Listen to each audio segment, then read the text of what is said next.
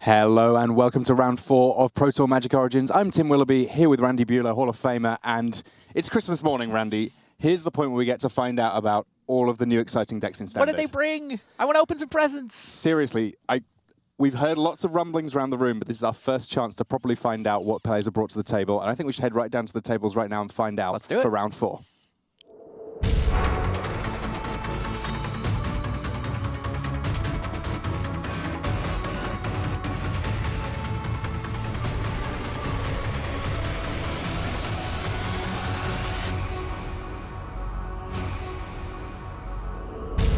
Hello and welcome to round 4 here at Pro Tour Magic Origins. I'm Tim Willoughby, here with Randy Buehler, and we've got a lot of talent in our feature match area. All of these players got out of the draft rounds with decent records. We can see there Makihito Mihara, the Hall of Famer. He's going to be up against Shahar Shenhar, two-time world champion, looking to get a few more results here at the Pro Tour. And both of these players with kind of new decks, Randy. Kind of familiar if you watch them historically, though. Shahar's had a lot of luck historically with blue, white, red. He is on a Jeskai deck. He tested with Team Pantheon, and they seem to have a potpourri of different Jace decks that they've brought to the table here. So his is Jeskai flavored. Makihito Mihara, though, this is kind of exactly what you wanted him to show up with, right? He's playing 5-color Rally. 5-color Rally, wow. I mean, we've seen a few different builds of Rally the Ancestors. I know that Makihito Mihara, he's sort of one of those players I look out for taking an existing archetype and just making it better. Starting off here with some acceleration with an Elvish Mystic and Caryatid. Starting off by missing his turn 2 land drop, though. Like, he's gone Mystic into Caryatid, but he's still only going to have 3 mana for turn 3. Yeah, Secret of the Way potentially stopped by that Caryatid, but I can't help but think that Mihara has to just say, block. I need that mana. You cannot risk a block there.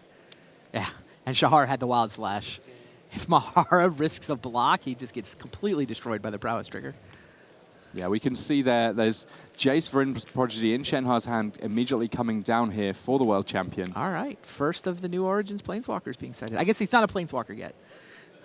Yeah, the spark has not yet been ignited, but as those instants go in the graveyard, Jace gets ever closer to becoming a Planeswalker. And a land and then another Elvish Mystic, exactly what Mihara needed there, just to make sure that he's able to keep getting threats on the board. Yep. A land, a second Caryatid, and a Mystic. Sorry, yes. There we see Jace Vryn's Prodigy letting Shahar Shenhar loot in the early turns, tap to draw and then discard a card. And then at some point, if there's 5 or more cards in the graveyard, Jace then becomes a lot more scary. Able to potentially flash back some of those spells, get extra value out of them. Yeah, there's our first Jace activation. And a Mantis Rider there coming down. All of those creatures on Mihara's side of the board not able to block that one. Flying in with Vigilance and Haste, dealing 3 points. Mihara already at 12 life. That Yavimaya Coast not helping him. He gets to go Whisperwood here. Yeah, Whisperwood Elemental will give him plenty of Manifest tokens. They're the first one coming into play. And with 3 copies of Rally the Ancestors in his hand, Mihara here hasn't quite put together the right piece of his puzzle in the right order. Rally the Ancestors, of course, very, very powerful once you've got a graveyard stocked. But right now, he's got to be more worried just about what's going on the board.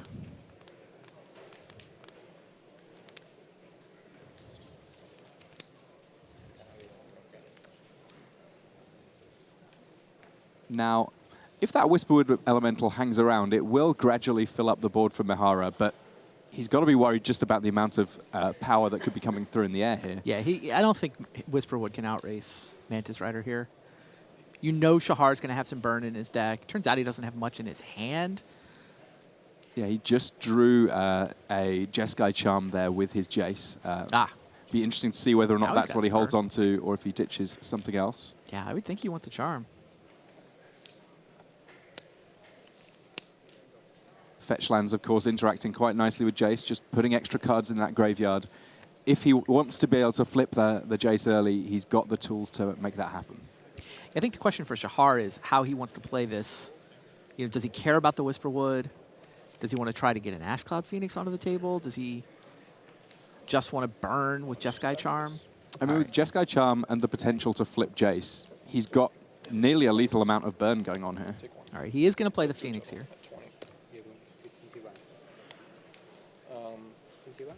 20. 1.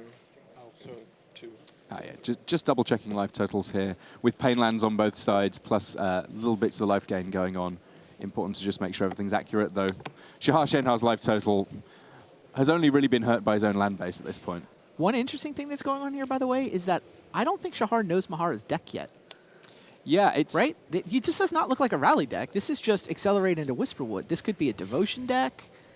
I mean, my best guess if I'm in Shahar's seat right now probably is a green Devotion. I mean, the Yavimaya Coast is a little weird.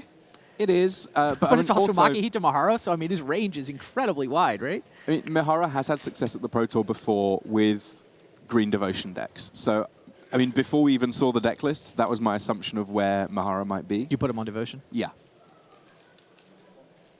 Wow. Quick update from the back table. Yeah, Luis Scott Vargas picks up his first game against Frank Karsten. Those two got out of the draft stages at 2-1. Yep. And yeah, it looks like Luis Scott Vargas found a way of doing it with Ornithopter racing against a mono-red deck.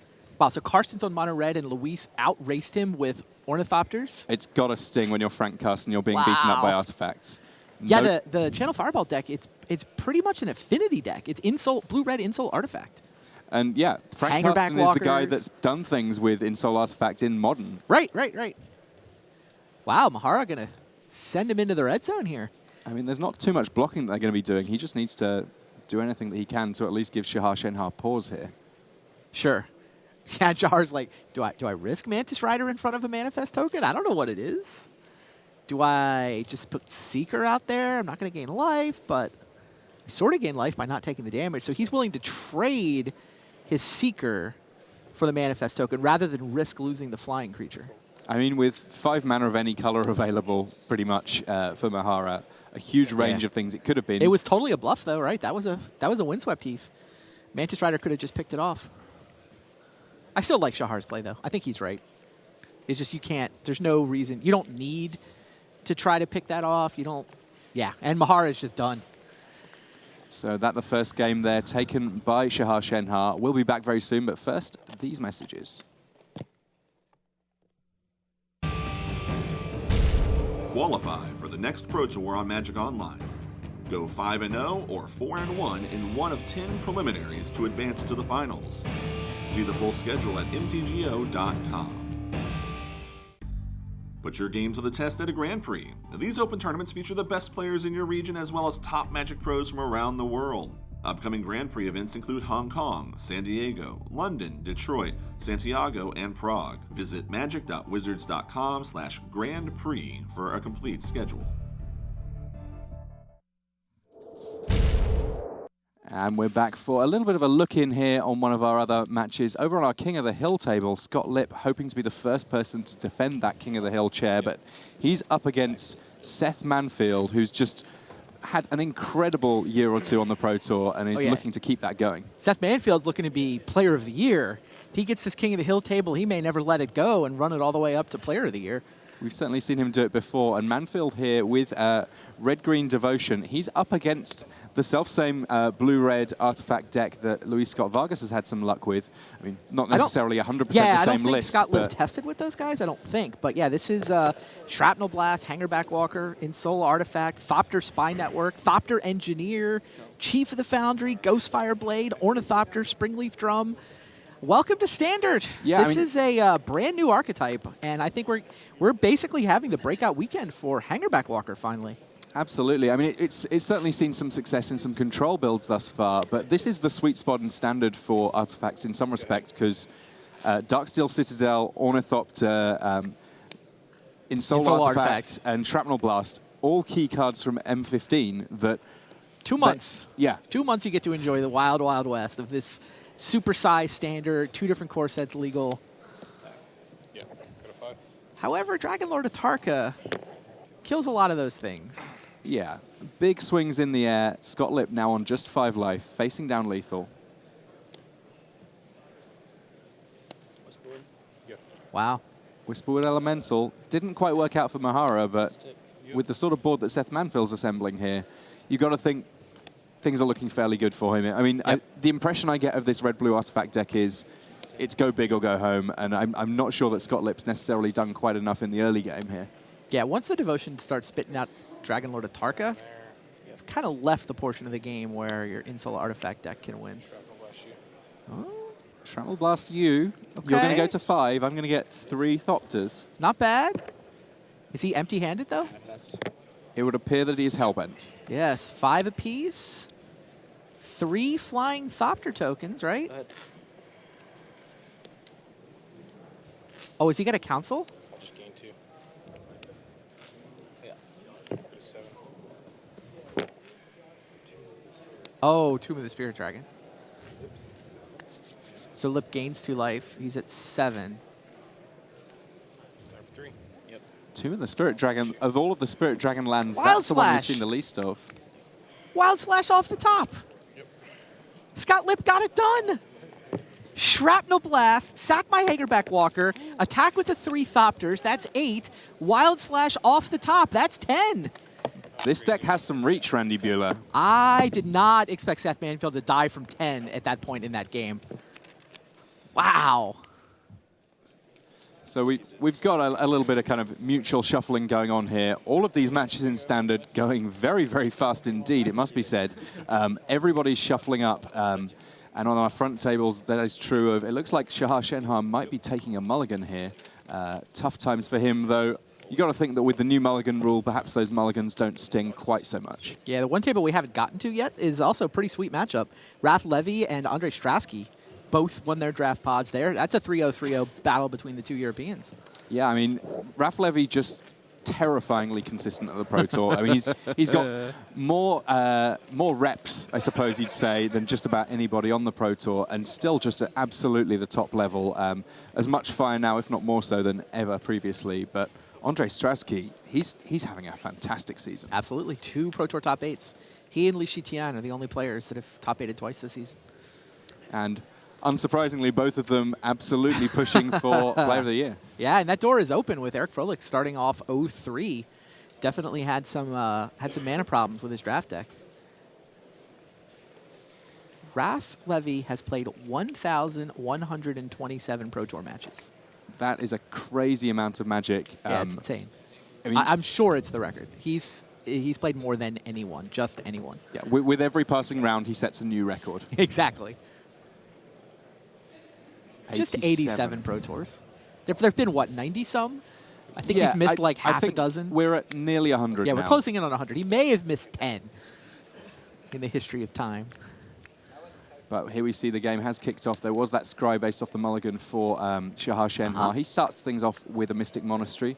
Meanwhile, on Mihara's side of the things, we can see that potentially we're going to get an Is it early, his turn to play a Jace? an early Jace or a Sato Wayfinder here. The Wayfinder, of course, a great way of setting up if you do want to do a big rally. Well, also, though, if you want to play Jace and flip him, the Wayfinder helps there, too. Yeah, and your way is entirely found at that point, basically. I never realized that. Satyr Wayfinder is finding the way for Jace. They're best buds. Jace first is what Makihito decides. Yeah, both players on 4 copies of Jace. Markedly different decks, though, it must be said. Right, which is why the overlap is interesting to me. And Wild Slash is going to take care of that. Yeah, Shenhar's hand doing a perfectly reasonable impression of that of just a red deck, even though he is the full Jeskai colors of red, white, and blue. But one has to think that when Wayfinder is followed up by Nantuko Husk, the jig will be up in terms of what it is that Makihito Mihara is actually playing. Or how about Jace number 2? Yeah, it'd be funny to talk to Shahar afterwards and find out, like, when did he figure out what was going on? Jace, not exactly a green devotion card. I mean, you know, I guess that there's, in terms of on-board plays, strategically it hasn't been too tough for Shahar here. There True. have been threats that he really wants to kill. He has killed them. Right. In some respects, the details of exactly what Mihara's plan is have not yet become a problem. Oh, if he didn't know before, Shahar now knows. Nothing else is running Nantuko Husk except the crazy Rally Ancestors deck. And while Nantuko Husk potentially sometimes good at dodging regular damage-based removal, with a Valorous stance in hand just drawn for Shahar Shenhar on top of the various burn options available to him, he ought to be able to find a way of dealing with that Nantuko Husk soon enough.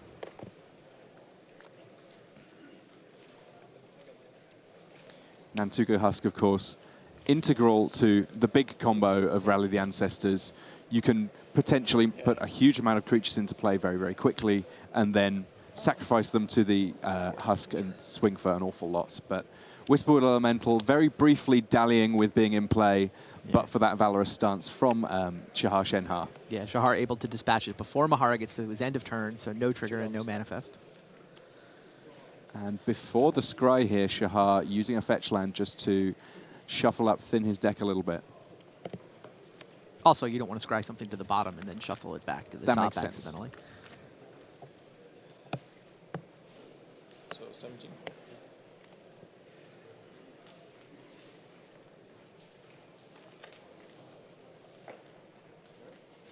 Now, one of the interesting things about Mihara's deck, it is a Rally the Ancestors deck, but with the likes of Whisperwood Elemental at the top end, signals that it's not necessarily going to be doing the collected company style of things that we've seen from That's a some great point. decks. That's a great point. He is Court of the Calling based, not collected company based. So yeah, he spills some more cards into the graveyard. He's got Whisperwood Elemental. There's only one copy of it. He just happens to have drawn it twice. He's also got Perforos that he can go get, which can combo really nicely. Just turn Rally into a direct kill card, bringing all those creatures into play. Sidisi Blood Tyrant just went to the graveyard as well. There you go. 3 copies of Sidisi. So he's got a little more. He's got a little more play to it than the typical Abzan Rally deck, which is the one that had such a good weekend last weekend. And Abzan Rally is out here. It's one of the 10 most played decks. It's not the most played deck in the field, but it's in the top 10. 5-color Rally, however, I don't know. It's less than 2% of the field. How much I know, because I've only seen the top 10 decks so far. And Yeah. 5-color Rally is not one of them. 5-color, I think, is always potentially kind of a scary thing to play against because, in principle, they could have anything. Yeah. Yeah, and in practice, I like the way Mihara has given himself a bunch of options with the tutor effects, right? Between the Court of Calling and the one-of packages. Gives him a lot of options in a lot of different scenarios. Shahar And then he's still Shenhar. got, the core combo of you can bring back Nantuko Husk, Mogi's Marauder to give it haste and intimidate, sack everything else that came back, and that one hit from a Nantuko Husk is kind of the combo kill. Meanwhile, the deck also plays really well as a value deck, where you're just like card advantage, rally back at Jace and flip it, all kinds of fun stuff. Meanwhile, Shahar has a relatively straightforward plan, though. We saw a Jeskai Charm straight to the dome, dealing 4 damage, followed up by that Stormbreath Dragon. That then just absolutely crushing Makihito Mihara's life total here. He's gone down to just 5 life, where he looked previously relatively stable on life totals. And we see there folded arms, a little bit of a sort of thoughtful disposition from Makihito Mihara, trying to work out whether or not he can reasonably race here. He could easily be one of those guys that was really disappointed that Rally kind of outed itself last weekend. If you already had the Rally the Ancestors deck, that deck winning the Big Star City Open last weekend was a catastrophe for your Pro Tour preparation. Yeah, it's a very interesting dynamic that's going on now in terms of preparation for the Pro Tour, that inevitably there'll be a few decks that you kind of want to be a big secret, and there's no stopping someone from just coming up with the same idea and rocking up to a tournament with it. Yeah, I mean, if Rally had finished 7th or 12th, I think it would be a much bigger deal at this Pro Tour, but everybody knows about it now, and everybody at least tested it, everybody shuffled it up, everybody understands how to play against it, and I really do think it also affected people's game plans. Like all the hanger backwalkers that are running around in that blue-red deck, that guy blocks Nantuko Husk even when Mogi's Marauder gives it Intimidate. Absolutely intimidate. I mean, I think you see decisions like that around the edges that were definitely made in knowledge that Rally is a thing that people could show up with, and so it may not have nearly as good a weekend as it otherwise would have. Okay. Yeah, Mihara doing his best to race. Getting through a little bit of damage, plowing through that morph. What does he do about Stormbreath Dragon, though? Oh, Valorous Stance just takes out the Husk. Yeah, Valorous Stance playing very, very nicely in this deck, and that enough to seal things for Shahar Shenhar, the world champion. Currently 14th in the pro rankings for this year, but plenty of room for that to change at a Pro Tour, of course. Yeah, and he's on the list of people that can get Player of the Year even without a top 8, especially now that Eric Froelich has finished up with his 0-3. So, couple of results there, by the way. The empty table, that was Andre Strasky 2-0, dispatching Raph Levy with haste. Wow.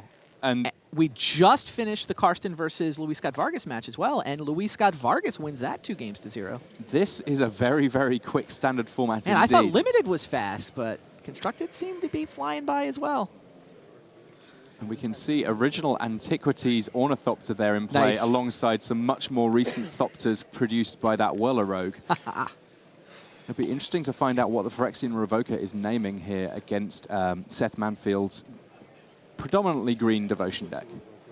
Sylvan Caryatid. It's naming Sylvan Sylvan Caryatid, so it is able to shut off that mana ability, potentially making life a little bit tricky for Seth Manfield. At the moment, Manfield without much in the way of red mana production. Yeah.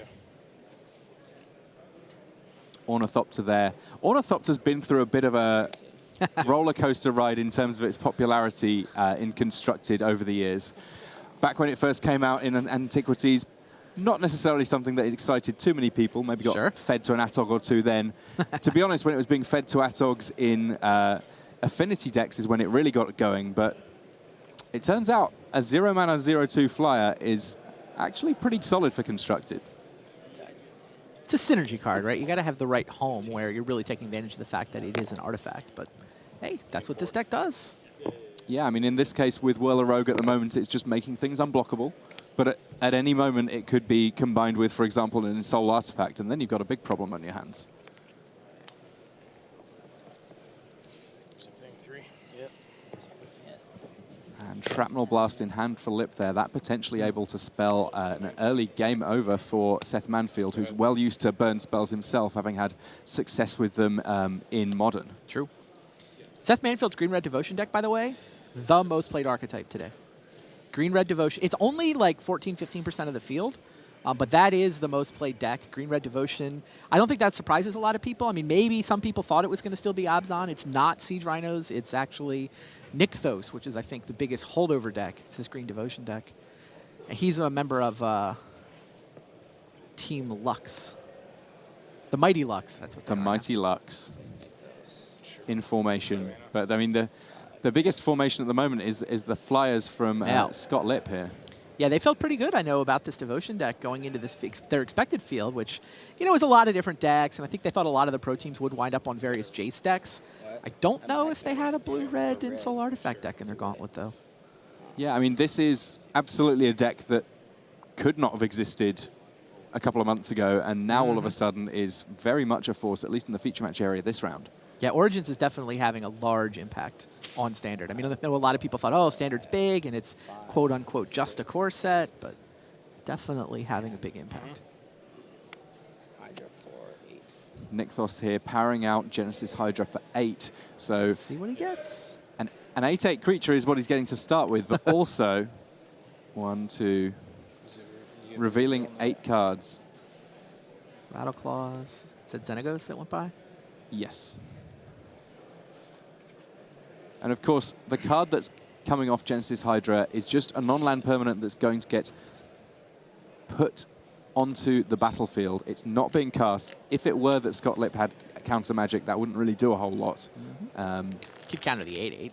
Yeah, which would probably be a reasonable enough thing to do. But Yeah, 8 did mean that Seth was live to hit Dragonlord Atarka, which is, I think, probably what he was rooting for. We'll settle for Xenagos.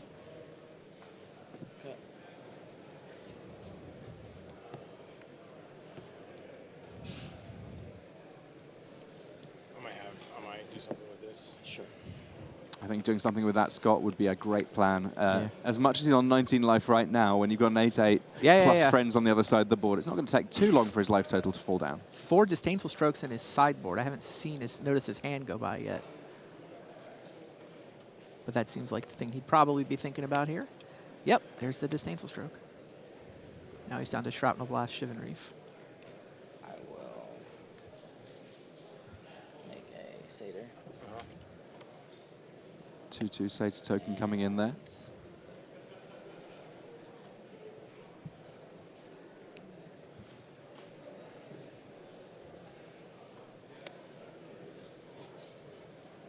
Attack you for 2. The Satyrs, of course, do have haste, so Manfield here using the opportunity to get a little hit in. 21. Gaining life off that land, though, just Yep. it's something that there's not been the right shell to get enough artifacts into play until this exact point in Standard. There you But, go. You know, between Thopter Spine Network, Hanging Back Walker, I mean, the natural artifacts you have in play with the likes of Ornithopter and so on, it is now easy to say it's very, very difficult to race me because every turn I can gain 1 life for each colorless creature I control. That's a lot of life. He's now at what? He just added another Ornithopter to the board. He's attacking with the Thopters. He made the Revoker unblockable, right? That's correct, yes. So Seth's at 6 versus Shrapnel Blast, Whirler Rogue, Thopter. Yeah. Seth is in a moderate amount of trouble here. Cards in your hand. I mean, even a Dragon Lord attacker off the top here is not completely putting him in a safe spot. It's pretty close. You can kill everything with power. I feel like he needs Dragon Lord Atarka or he's just dead. Yes. Oh, by the way, Scott's now up to gaining 5 life for colorless creatures. I mean, the tricky bit is that sort of there's not lots of red sources available to Seth here. I mean, he can use the Sylvan Caryatid for red. In principle, he could use Xenaghost, but I'm guessing he'd much rather be making creatures. Well, what he drew was Pelucranos. Now, that is interesting. Yeah, That's how something much can he monstrous it for? That's the question. It might be time to start counting pips on creatures. It is definitely time to start counting pips. Holocronos. So we have... All right. Plus, Xenaghost can make mana in theory. He can get a lot of mana. Can he kill? I mean, he basically has to... He needs 10 mana to monstrous for 5 if he wants to kill every creature capable of dealing damage. I will. And we know there's a Shrapnel Blast in Scott Lip's hand, so that's what he has to do. Can he get to 10? I mean, it's 11 11, mana. yeah. 11 mana to monsters for 10, of course. I think that he should be able to with the plus from Xenaghost here. Yep. 7 and pool. That's 7. Yeah, Nykthos. So he absolutely can. Nykthos. Mm-hmm. So that's going to make it. So he went down to 5. Right. Yeah. And then. All right. 5, 6, 7, 9, 10, 11, 12, 13. Yep. 13 mana. Activate it for 6. Hasn't tapped any of his creatures yet either. I think he can tap Forest Mystic to monsters for 7 and pick off one of the Ornithopters too. Like he's got to do 2 for Whirler Rogue, 1 for Revoker, 1 for Thopter, 1 for Thopter. That's 5. How many And cards in your then hand? at that point you may as well tap 2 more mana, monsters for 7 and kill an Ornithopter, right? What is he playing around, I guess, is what he has to think about.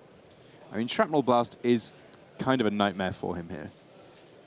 Well, you can't play around How many that. Is it 13? Is that what I said? Yeah, 13. Shrapnel Blast means you're effectively at 1, and then you just move on and say, okay, I can't take any damage the rest of the game. I don't know if there's anything else. I will. I mean, you can also respond to the monstrous to just kill the Pelucranos if you wish, right? There is that. Monstrous for. Monstrous for 9. Monsters for 9? 9. That would be... Or monstrous for 19. X is 6. X. I'm using 9 mana. Sorry, X is 4. Okay. Whoa. This is smart. I'm using 9 mana. This means that, in principle, he can respond to a Shrapnel Blast by going for monstrous again. Nice. 4 mana. So he's got 4 mana floating. And the ability to make 2 or 3 more. Yeah, the second monstrous, if he needs it, is not necessarily going to be as exciting as one big one, but at least it means that he's definitely going to be able to do something with this Pelucranos, even in the face of Shrapnel Blast. It basically means that Scott's just going to send it to the head. Yeah, but now it's a monstrous for 4. It doesn't kill all the damage dealers, right? Whirler Rogue and 2 Ornithopters is going to survive. I mean, if he just kills the Whirler Rogue, where does that leave him? The Thopters plus Shrapnel Blast. I mean, obviously Seth doesn't know about the Shrapnel You have 4 Blast. in your pool. I have 4 I do think it's smart the way he's played this so that he can respond to whatever trick Scott has. Scott has a bunch of untapped mana, even if you don't know what he's up to. Yeah, and Scott's like, let it happen. It's not everything. Fight these. Yeah, Whirler Rogue, Thopter. So that leaves the Revoker, which he can block. Okay, this does actually stop all the damage.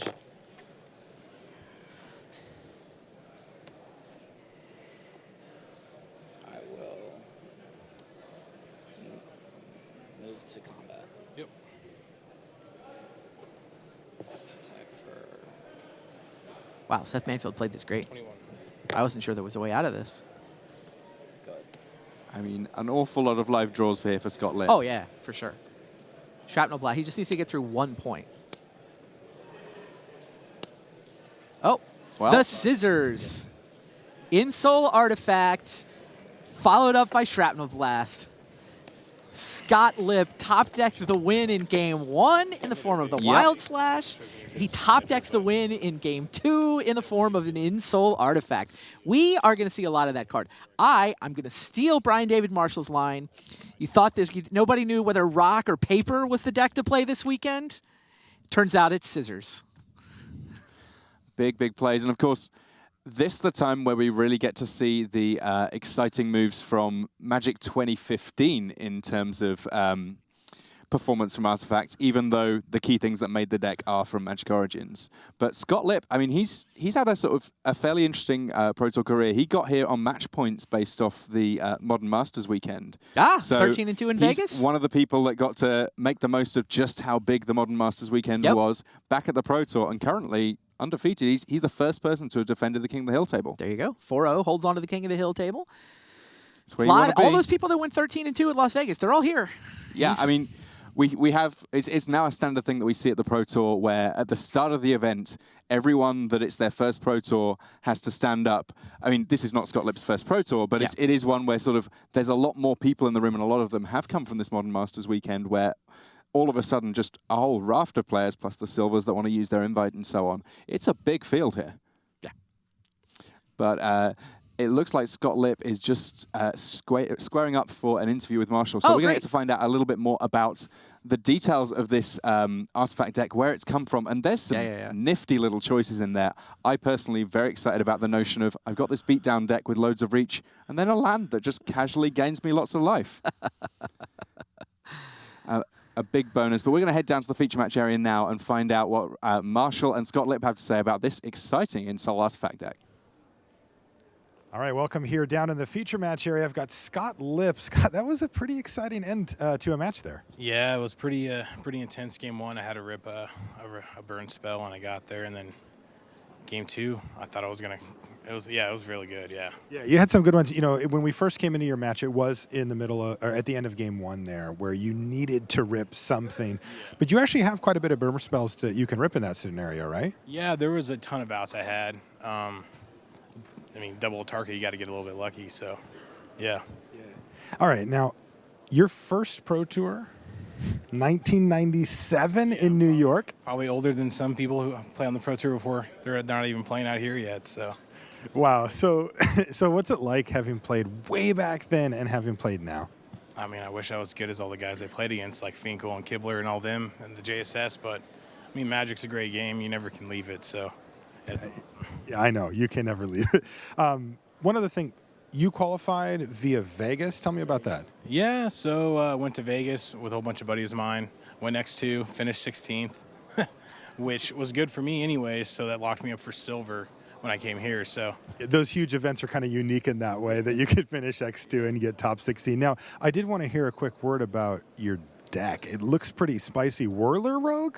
Yeah, that was kind of like a late addition for kind of gummy games like you saw there, like against Green or Devotion. It's like another card to where if they have like an Atarka, you can still beat them with an Insole Artifact and stuff like that. So it's definitely a little spicy thing.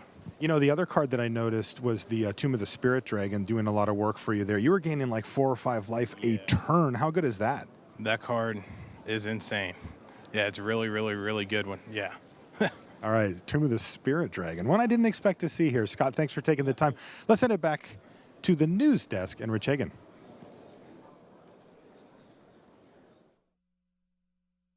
All right, Marshall, thank you so much. And thanks to Scott Lipp. I love that line about Whirler Rogue. Yeah, it was a last-minute addition.